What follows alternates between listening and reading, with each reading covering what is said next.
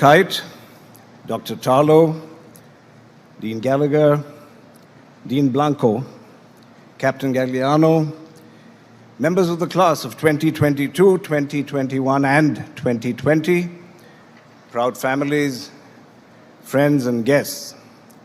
First of all, I must tell you I'm delighted to be here on what by Mumbai, India standards is a wonderfully cool and pleasant afternoon. And I want to thank you, Rachel, for that glowing introduction.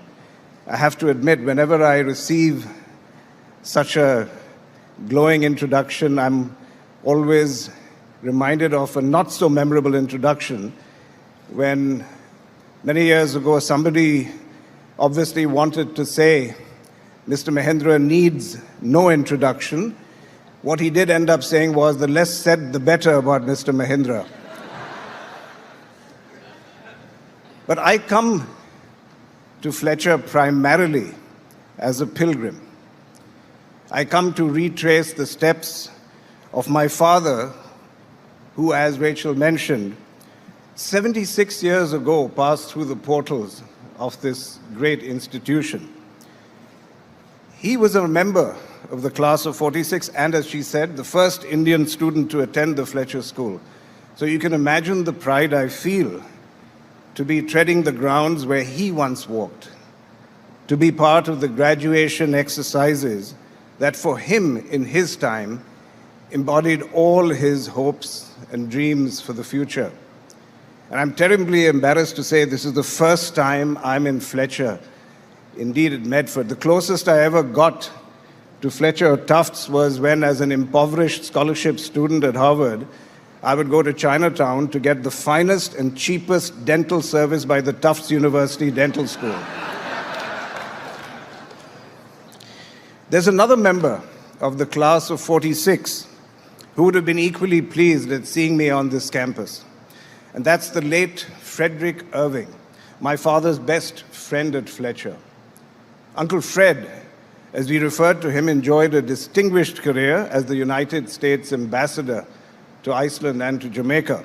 And to the end of his days, my father used to keep a framed photograph by his bedside, which was a picture taken at Uncle Fred's wedding. And in the photograph, standing next to Uncle Fred as his best man, is my father. Their friendship lasted their entire lives, and it's been bequeathed to two subsequent generations. In fact, Uncle Fred's grandson on his farm in Massachusetts drives a Mahindra tractor. I'm particularly delighted that some of Uncle Fred's family members, his son Rick and his daughter-in-law Geeta, are here with us today in honor of our shared memories. Thank you.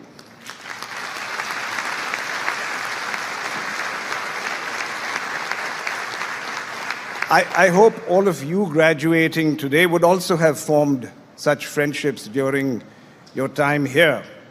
Friendships forged at the greenhouse, perhaps, or at the Mugar Cafe, or through a common affection for the Flecheros, maybe. I hope those friendships in some small way will help to unite the world, just as my father and Uncle Fred did. On a light-hearted note, I must share that I'm part of the undergraduate class of 77 at Harvard, and many years ago, my daughters asked me whether there was anyone in my class who was really now famous. And very excitedly, I said, yes, Bill Gates was in my year. At which they quickly pointed out, in their typically teasing manner, and said, Dad, in that case, you might as well just give up and retire now. So today is a moment of redemption for me, frankly, because I know that my father would have believed that despite whatever else I may have achieved, being invited to speak at Fletcher's class day is my finest hour.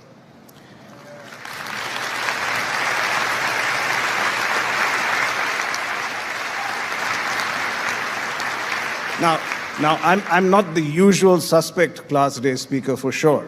I come from another profession, the often undiplomatic world of commerce. I come from halfway around the world. I'm not an alumnus. But when I asked Dean Kite, she said the reasons for which they invited me were, in fact, all of the above. But I'm not here to try and dispense any unique wisdom. As the proverbial schoolgirl wrote, Socrates was a wise Greek philosopher, and he went around dispensing gratuitous advice, and they poisoned him. So I deeply fear that fate. So what I will do is to just throw some ideas at you based on my own life experience and my own world that I hope will be relevant to any profession and to every life. Now, picture, if you will, the world in 1946 when my father stood here. The Second World War had just ended. Independence for India was just around the corner, as Rachel mentioned. The beginning of the end of colonialism was in sight. And details of the full extent of the death and the destruction and the horrors of the Holocaust of Hiroshima and Nagasaki, they were just emerging. The problems of peace were every bit as convoluted as the problems of war. And to my father in 1946, the world must have looked hopeful, but immensely complicated. And yet I wonder what my father would say about the world as we see it today. We are wrestling with climate change, pandemics, terrorism, energy crises, social inequities, to name just a few. And because of their trans-border impact, these issues too now fall within the ambit of diplomacy, of international affairs, of international law. And what would my father have made of the impact of technology? In many cowboy movies, the appearance of the hero or villain is often preceded by his shadow. We now have a new cowboy in town, heralded by a lengthening shadow, the shadow of the metaverse. Entrepreneurs are buying up real estate on it. Countries are opening up virtual embassies in it. And through the metaverse, we can live not just a virtual second life, but also a parallel life where the virtual intersects with reality and the boundaries between the two grow more and more blurred. Now, in many ways, it may actually enhance the effectiveness of diplomacy. Virtual face-to-face negotiations may become as effective as in-person ones. Global summits and indeed side conversations where you can interact virtually, where you can smell the coffee almost, can lead to both quicker responses and actually make a dent in climate change. On the other hand, the metaverse is likely to turn out to be the new Wild West. What laws will govern it? Who will have jurisdiction and over what? Who will own the new forms of data that the metaverse is going to generate? Pupil dilation, heartbeat rates, biometric data. What happens to free speech and to privacy? The metaverse, and indeed the technology-driven world of the future, is going to be like the Force, from Star Wars, of course. But as all of you know, by itself, the Force is neither good nor bad. It depends on who uses it and towards what end. So these are all the portentous issues that your generation will have to grapple with. But yours is not the usual graduating class. You have all experienced the disruption caused by COVID. You witnessed the absurdity of a brutal war taking place in the 21st century between affluent nations. You're seeing a world where few leaders are true or permanent role models. And in such a situation, where there seems to be no certainty but only shades of gray, how does it make sense for me to tell you to go out into the world holding fast to your ideals? But my answer to that would be a resounding yes, because it may in fact be the only way to make sense of a world in which the ground under your feet feels like quicksand. You are in a unique position to apply those ideals to your work right away, because you've all taken a decision to follow a career path that is going to have a wider impact on global issues than almost any other career. So my first exhortation to you would be to embrace the ought, not the is. Shape the world as it ought to be, rather than accepting it as it is. And human beings have never stopped aspiring to this ideal, no matter how messy the reality may be. And that's why the whole world loves it when David beats Goliath, when the good guy wins and the bad guy gets his comeuppance. May not always work that way in real life, but that's how we, as human beings, want it to be. And we make heroes out of those who make that happen. Yet in a jagged and a paradoxical, often brutal world, how can you hold fast to that ideal, to the ought? And that's where I think the centrality of purpose comes in. Cynics scoff at phrases like the power of purpose, but I have to tell you, in my experience, it works. Let me share the story of my own business. Mahindra & Mahindra was founded by two brothers, as Rachel mentioned, around the time of independence. It was a time when Indian industry was practically non-existent, and many people, most notably Winston Churchill, did not expect India to survive or to be able to mold itself into a viable country. And we Indians begged to disagree. Our founders started the company with a high sense of idealism, setting out to prove that Indians could, in fact, build a new nation. And in fact, when the company commenced business, the first advertisement they came out with in 1945 had nothing to do with products or services. They only articulated their dreams for India, a set of principles and ideals with which they were starting business. And that was in 1945. Over the years, obviously, India has confounded the naysayers and shaped itself into the world's largest democracy. And the Mahindra group of companies initially flourished as well, since in a bid for self-sufficiency, much of Indian industry was protected from external competition. However, in the early 90s, India and Indian industry were both in crisis. Faced with the prospect of running out of foreign exchange reserves, India took the radical step of liberalizing its closed economy, and after decades of being protected, suddenly the world's most powerful companies were at our doorstep, anxious to get a temptingly large piece of the Indian pie.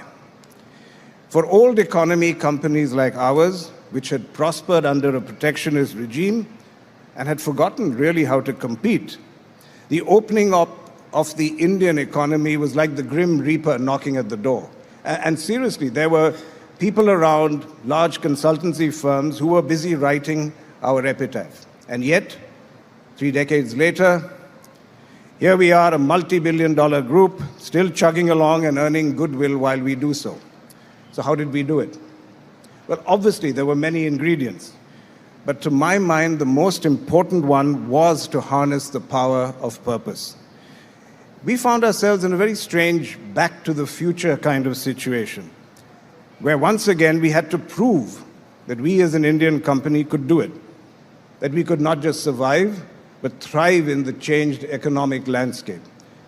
And drawing upon an Indian narrative and upon our corporate history, we first elucidated a core purpose that would galvanize people to come to work in the morning and give off their best. Now, that core purpose was simply to say, Indians are second to none, and we will make products that will prove that to the world.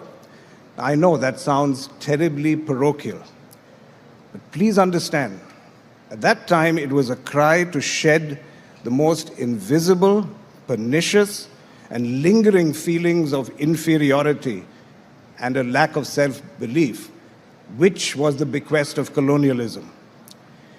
And that really had an electrifying effect on our people. It triggered the David versus Goliath sentiment. It tapped into our collective memories of our founding days, where we had succeeded against all odds because we had something to prove.